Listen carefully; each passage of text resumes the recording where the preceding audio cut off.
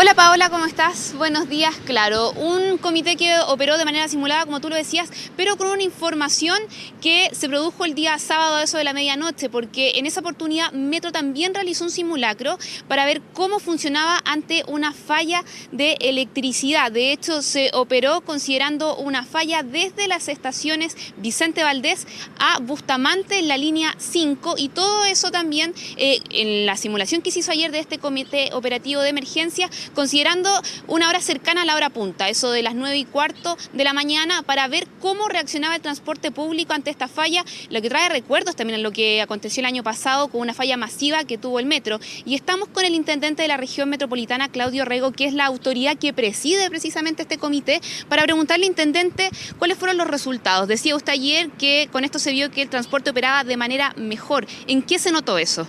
Mira, primero que todo es importante tener presente que si algo nos enseñó el 2014 es que a las hipótesis tradicionales de emergencia para una ciudad grande como Santiago, de incendios, de inundaciones, de terremotos, tenemos que incorporar la variable transporte. Cuando un componente como el metro o bien el transporte de buses, el Transantiago, tiene una falla significativa que altera el normal desenvolvimiento de la ciudad por varias horas, eso produce una gran crisis y una gran emergencia que requiere una respuesta proporcional. En consecuencia, hemos aplicado la institucionalidad que ya existía, que es el Comité Operativo de Emergencias que existe para todas las otras emergencias, y lo adaptamos para el caso del transporte.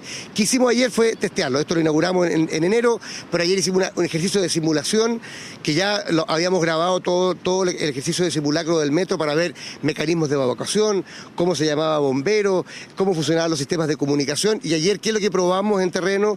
Bueno, cómo nos convocaba la ONEMI a todas las instancias correspondientes, cómo se llevaba la información, qué capacidad de contratación, por ejemplo, de buses adicionales, sistemas de comunicación, coordinación con carabineros. En este caso particular, además, incorporábamos al Ministerio del Trabajo, al Ministerio de Educación, en el caso de que tuviéramos que suspender clases. En fin, testeamos de alguna manera el sistema simulándolo, porque tú no puedes parar Santiago para ver cómo estamos, pero creo que de alguna manera hemos aprendido mucho y mejorado respecto del año pasado, y creo que hoy día la ciudad de Santiago está mejor preparada ante una eventualidad. Por supuesto, el metro trabaja para no tener ni una sola falla, pero tenemos que reconocer de que ninguna ciudad en el mundo de 7 millones o más de habitantes está exenta de emergencias en materia de transporte, y lo que nos corresponde a nosotros es prepararnos para esa eventualidad. La simulación que se hizo ayer consideró solo una línea. Lo que ocurrió en noviembre pasado afectó a más de una línea. Pero en base a esa información, ¿la reacción que tuvo la ciudad en ese entonces no debería volver a repetirse? Mira, si tenemos una falla significativa, esto es como un terremoto. Obviamente es una emergencia y en consecuencia vamos a tener problemas en la ciudad. Ese no es el problema. Lo que nosotros no podemos detener son los efectos. Lo que nosotros tenemos que de alguna manera prever y prepararnos es cómo reaccionamos frente a sus efectos. Entonces, por ejemplo, si un corte significativo de metro durare más de un día, nosotros, a diferencia del 2014, sí estamos preparados, por ejemplo, para suspender clases, o en toda la ciudad o en parte de la ciudad. Si el día de mañana esto afectara a más personas, tenemos hoy día mayor y más rapidez para reaccionar, por ejemplo, en lo que es la información a las personas, el resguardo de los andenes tanto del metro como, por ejemplo, el Transantiago, cómo poder reforzar los buses de superficie en aquellos tramos. Todo eso está hoy día mejorado. De hecho, una de las cosas que detectamos ayer, por ejemplo, es que no teníamos a mano todo lo que era el listado, por ejemplo, de universidades e institutos de educación superior. Entonces, por ejemplo, en el tramo que simulamos ayer de corte, hubiera sido importante pedirle a todas las universidades y centros de formación técnica de esa zona que dejaran que sus personas que trabajan o estudian pudieran abandonar el lugar anticipadamente. Entonces, ese tipo de cosas se están mejorando, pero los protocolos de comunicación, los protocolos de contratación de nuevos mecanismos de transporte hoy día están mejores, así que podríamos reaccionar más rápido, de manera más coordinada, y lo más importante que tú señalaste, con una claridad en el mando. Cuando esta emergencia ocurre y tú no estás preparado, todo el mundo quiere intervenir. Cuando hay un comité de emergencia que está establecido por ley, tú ya sabes cómo intervenir y qué rol le corresponde a cada cual. Intendente, de eso mismo le iba a preguntar, porque si bien hay autoridades que representan a sectores de transporte, por ejemplo, transporte metropolitano, no está acá la figura de un ministro o subsecretario de transportes. ¿Por qué eso? Considerando también que esto sería una emergencia de transporte. Mira, a ver, nosotros tenemos una situación bastante anómala, y esto no tiene que ver con el actual ministro, que es mi gran amigo Andrés Gómez Lobo, tiene que ver con que es raro que en cualquier ciudad del mundo el transporte de la ciudad lo maneje un ministro de Estado que tiene, su misión es liderar el diseño de políticas de movilidad para todo el país. Aquí tenemos una anomalía en Santiago. ¿Ah? Obviamente los temas de emergencia de la ciudad se deberían resolver a nivel de la ciudad. Y cuando, por supuesto, esto escale, debería intervenir el gobierno nacional. Nosotros queremos que de alguna manera, en el manejo de la emergencia del transporte, lo que estamos haciendo es anticipar algo que debería ocurrir en el futuro. Deberíamos tener una autoridad metropolitana de transporte que coordinara al metro, al Transantiago, la ciclovía, a las comunas, y no tener que tener al ministro de Estado que está preocupado de los aeropuertos, del transporte marítimo, de los ferrocarriles, preocupado de qué ocurre en cada esquina con el Transantiago. Eso es una anomalía, no del actual ministro del actual gobierno, sino probablemente de la ciudad de Santiago. Entonces, cuando la presidenta Bachelet ha dicho que tenemos que avanzar a la creación de gobiernos metropolitanos con autoridad metropolitana de transporte, creo que esa es la línea a la cual vamos. La gestión de la emergencia, este Comité Operativo de Emergencia de Transporte, creo que de alguna manera está anticipando ese futuro rol que le va a corresponder al gobierno metropolitano de Santiago, como corresponde al gobierno de Londres, de París, de Washington o de Nueva York. Es decir, es a nivel de la ciudad donde se resuelven los problemas de la ciudad. Y las políticas públicas, por supuesto, se definen a nivel nacional. Ahora, mientras esa autoridad no exista y como usted preside este comité, le va a tocar a usted ser la voz, digamos, ante un caso de emergencia en un tema que no es muy popular, cuando colapsa la ciudad. ¿Cómo también lo va a enfrentar usted? Porque tiene un costo también eso.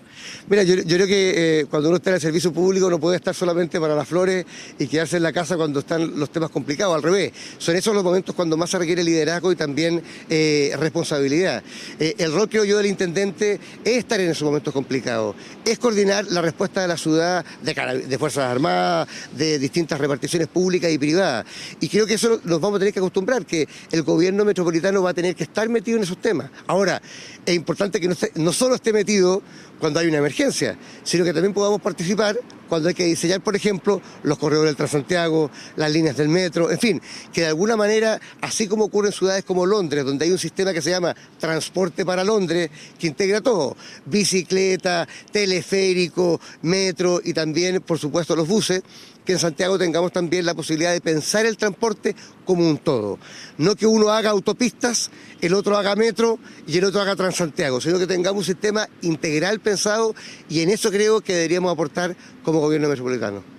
Intendente, en un tema relacionado, ¿cómo se están preparando ya para lo que va a venir a contar del lunes? Ya el retorno masivo de gente acá a Santiago, que va a significar también sus efectos en las calles, y cuáles son los puntos que van a concentrar mayor atención de ustedes. Bueno, a propósito del tema que estábamos hablando, Santiago ya es una ciudad colapsada durante todo el año. Entonces lo que ocurre en marzo es que después de un febrero bastante relajado, porque la gente se va de vacaciones, bajan los colegios, bueno, vuelve todo de sopetón.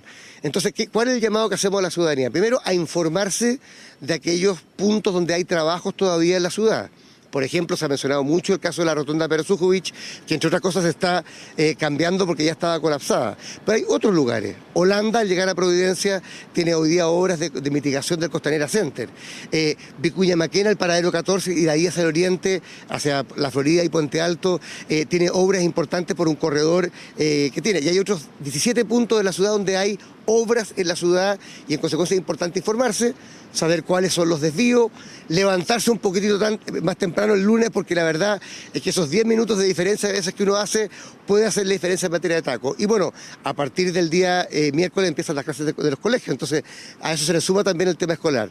Y otro tema distinto también, que también está la información en la página web de la Intendencia Metropolitana y también del Ministerio de Transporte, son aquellas calles que empiezan a tener vías exclusivas para el transporte público. No son corredores segregados, pero sí son vías exclusivas. Por ejemplo, Avenida Mata. Por ejemplo, Américo Vespucio entre Apoquindo y ¿cómo se llama? Bilbao. Por ejemplo, vamos a también tener estas vías exclusivas en lo que es Maquíver, en lo que es Santa Rosa entre Avenida Mata y Alameda. Es decir, estas son vías exclusivas a las cuales los vehículos particulares no pueden ingresar en hora punta.